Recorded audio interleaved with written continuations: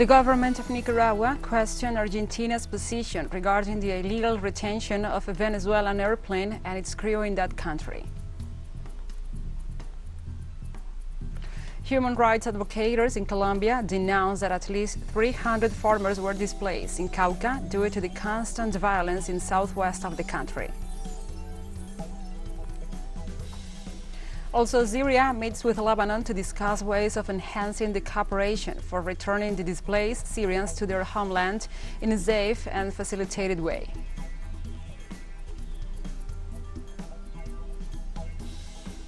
From the headquarters of TeleSUR English in Havana, Cuba, this is From the South. I'm your anchor, Gladys Quesada, and these are the news. The government of Nicaragua questions Argentina's position regarding the illegal retention of a Venezuelan airplane and its crew in that country. During an awards ceremony on the occasion of the 42nd anniversary of the Nicaraguan Naval Force, President Daniel Ortega criticized the position of the Argentine government for kidnapping an intruder Venezuelan aircraft along with its crew and Iranian personnel and demanded its release. The Nicaraguan president said Argentina's actions are similar to the illegal actions imposed by the United States on Venezuela, like the seizure of the theft of the Venezuelan state assets abroad. The Cuban government announced on Monday new measures to boost and speed up the foreign trade. These measures will also contribute to the gradual elimination of shortages in the country. This was explained at Mesa Redonda program by the Deputy Minister of Foreign Trade, Ana Teresita González, and the head of the Domestic Trade Portfolio, Betsy Díaz Velázquez. Cuba maintains the state monopoly on foreign trade, which includes regulations on it, but will authorize certain non-state economic actors to carry out this type of activities directly. These new possibilities for foreign investment will also favor companies with branches and representation on the island. The Vice Minister of Foreign Trade assured that he will be a valuable opportunity to promote wholesale trade and not only the production of goods and services.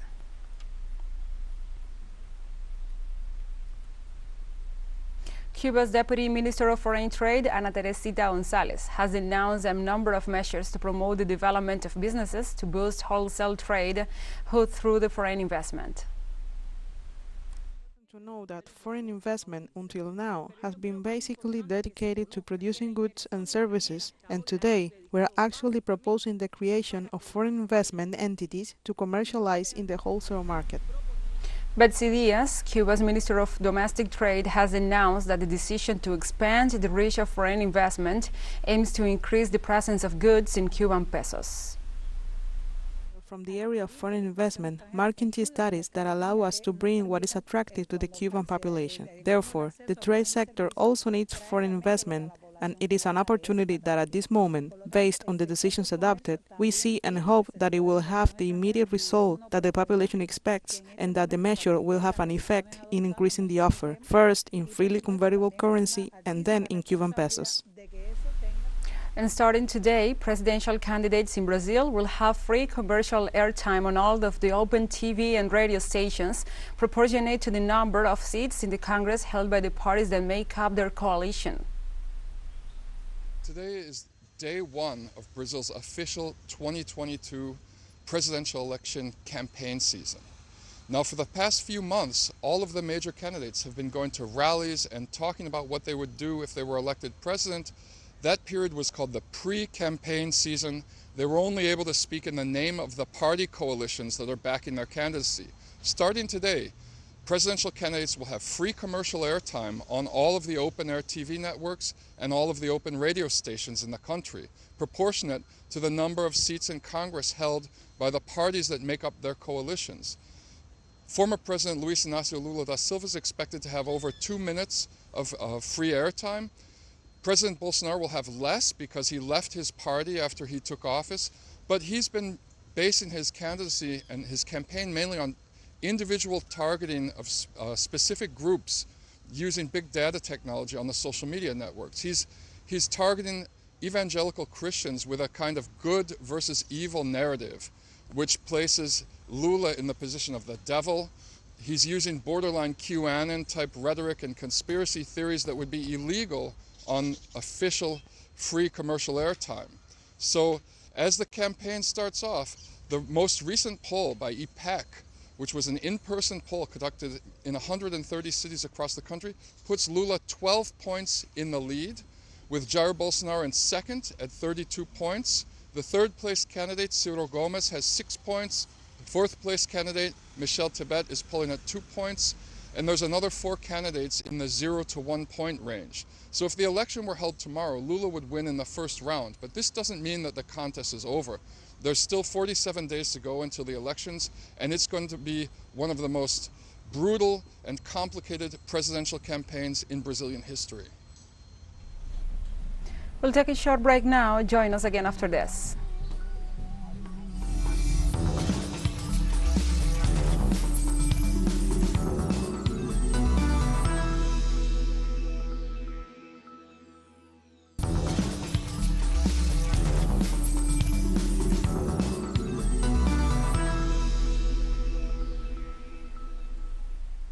Welcome back. On Monday, human rights advocates in Colombia denounced that at least 300 farmers were displaced in Cauca due to constant violence in the southwest of the country. According to the Network for Life and Human Rights of Cauca, farmers have been forced to abandon their homes in the Cauca Valley, where armed groups are vying for control of territories for drug trafficking and the illegal mining. The confrontations have caused the massive displacement of smallholder farmers towards the urban areas of the Almaguer municipality and the Popayan city. Since the beginning of the new wave of confrontations on August 11th, the violence has spread to towns such as Pitayas, El Garbanzal, Casablanca, Higuerillos, El Silencio, La Tarabita, and La Honda. Regarding the situation, the Ombudsman's office expressed concern about the conflict between illegal groups and mentioned that it will participate in a transitional justice committee to activate a contingency plan.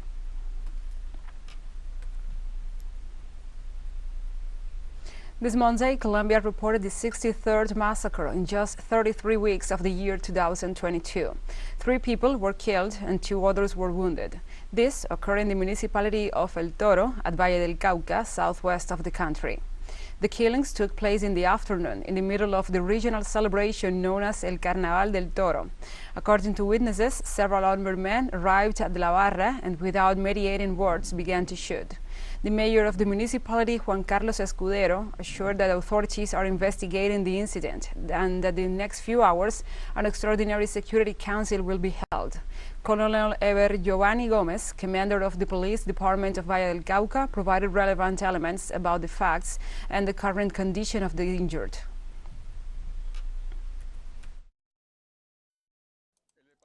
The police department of the valley wishes to inform that in the municipality of Toro Valley, in a commercial establishment located in the Galleria sector, 3 people were killed by firearm by subjects in 2 motorcycles.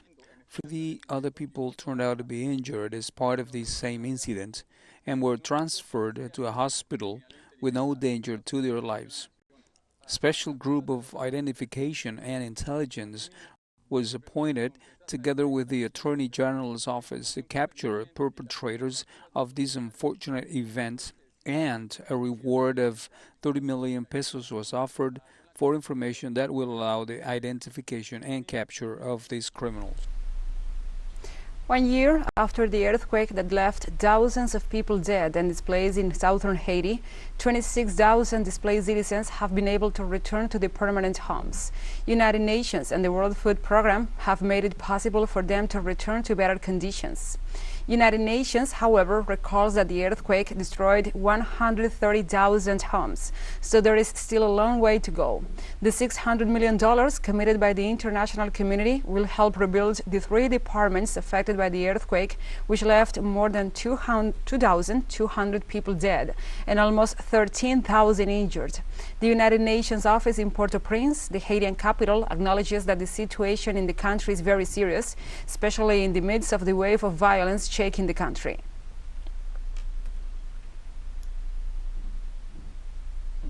And lawyers for WikiLeaks founder Julian Assange are suing the United States Central Intelligence Agency and its former director Mike Pompeo, stating the agency recorded their conversations and copied the data from their phones and computers.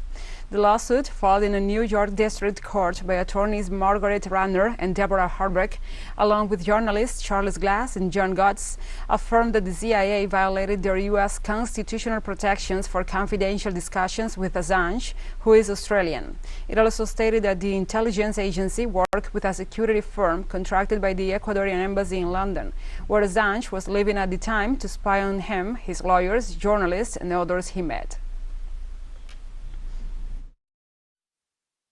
So the violations of the privacy rights here were particularly egregious. Of course, Mr. Assange's rights, I would submit, to a fair trial have now been tainted, if not destroyed. And the All India Football Federation has been suspended by the International Federation of Association Football because of undue influences on third parties that go against FIFA rules. The suspension means that the FIFA Under-17 Women's World Cup 2022, scheduled in India from October 11th to 30th, will no longer be held in that country unless the suspension is lifted. The All India Football Federation has been governed by a Supreme Court-appointed committee of administrators since May 18th. According to FIFA, the suspension will be lifted once an order to set up a committee of administrators to assume the powers of the AIFF Executive Committee has been repealed and its administration regains full control of the organization's daily affairs. This is the first time the All India Football Federation has been banned from FIFA in its 85-year history.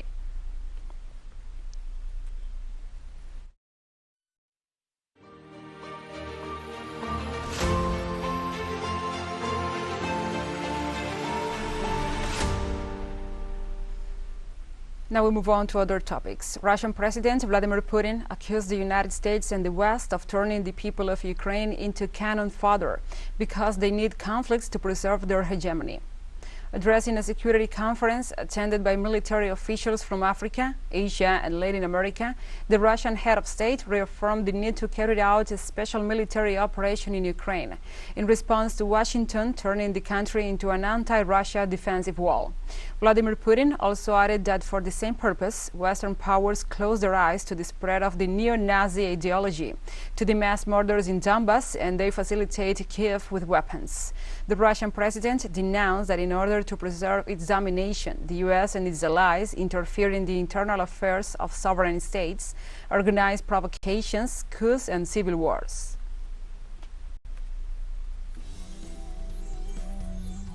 And we have more news coming up after a final short break, so stay with us.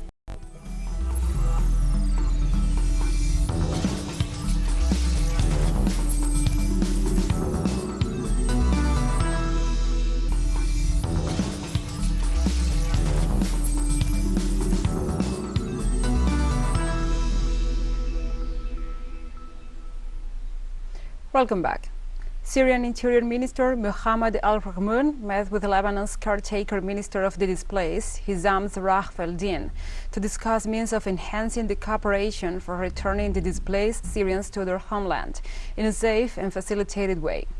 Minister al-Rahmoun stressed that Syria has offered all the facilitations required to secure repatriating the displaced, as it permitted their entry in the country according to expired Syrian passports or even through any document proving their Syrian nationality, as well as finalizing their procedures at the border crossings immediately. Lebanese caretaker Minister Zarrah al-Din said that the work with the Syrian state is underway to overcome all the obstacles facing the return of the displaced, underscoring that there is a substantial positivity from the Syrian government regarding the issue. He also called on international organizations to assist in the matter.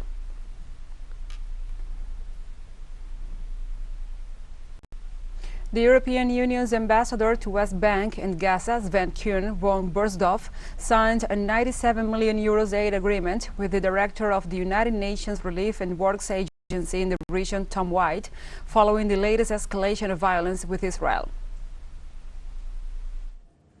Is at least twofold. The first is, of course, to celebrate, together with our friends and partners in UNRWA, the signature of a contract of €97 million for this year alone to allow UNRWA to take forward the tremendously important work they do, not just for the refugees at large in Gaza, but notably for the children in need for high-quality education. All this will not serve anything unless a political horizon for peace can be achieved.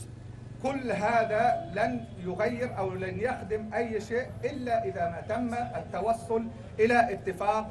هذا الاتفاق يكون اتفاق سلام، اتفاق سياسي واتفاق سلام دائم. All this will not end the suffering of 2 million Gazans and many more people in the region unless Israel, as the occupying power, ends the blockade and closure of Gaza. كل هذا الذي يحدث لن يغير شيء من معاناة 2 مليون شخص وأشخاص آخرين في هذا الإقليم إذا لم تقرر إسرائيل القوة المحتلة أن تنهي الاحتلال والحصار. And that's the reason why it's so important that the Palestinian political factions unite forces and create the conditions for a unified, democratically elected, credible Palestinian government running both Gaza and the West Bank.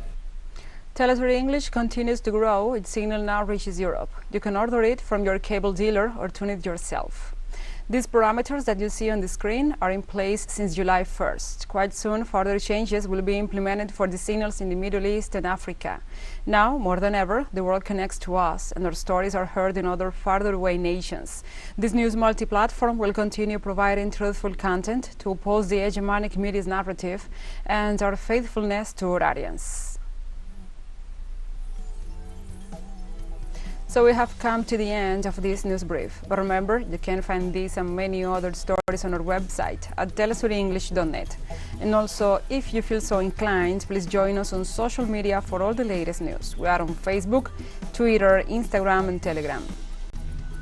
For TeleSUR English, I'm your anchor, Gladys Quesada. Thank you for watching.